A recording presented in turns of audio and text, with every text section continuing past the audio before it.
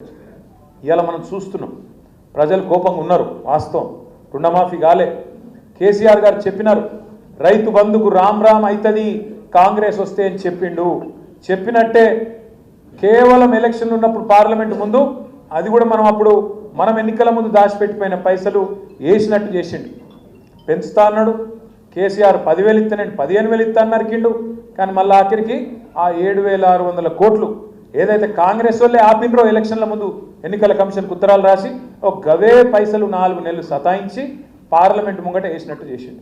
మళ్ళీ అప్పటి నుంచి ఇప్పటి వరకు రూపాయి ఇయ్యలే. అప్పటి నుంచి ఇప్పటి వరకు రూపాయి కూడా వడలే. మళ్ళీ మొన్న అన్నాడు టకీ టకీమని ఇస్తా అన్నాడు. ఎందుకంటే కేసీఆర్ టింగు టింగు అన్నాడు కానీ నేను టకీ టకీ అంటా అని టకీ టకీ అన్నాడు.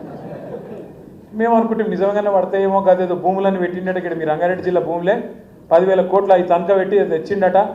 మరి ఆ 10,000 కోట్లకి నేర్తాడేమో నిజంగానే రేవంత్ రెడ్డి మంచోడు అయిందేమో నేను అనుకుంటే. తెల్లారి వరకు 26 జనవరి ఉన్నది.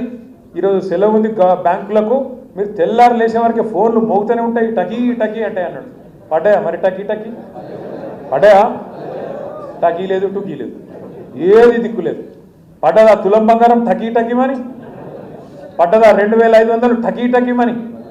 4,000 పెన్షన్లు పడ్డాయా ముసలోళ్ళకు టకీ టకీమని? మరి చెప్పాలన్నా వద్దా ఇవన్నీ మనం ఊళ్ళల్లో? దయచేసి నేను మిమ్మల్ని కోరేది ఏంటంటే రాజకీయాల్లో అప్పుడప్పుడు గెలుస్తాం, అప్పుడప్పుడు ఓడతాం. ప్రజలు మనకు 2 సార్లు అవకాశం ఇచ్చారు.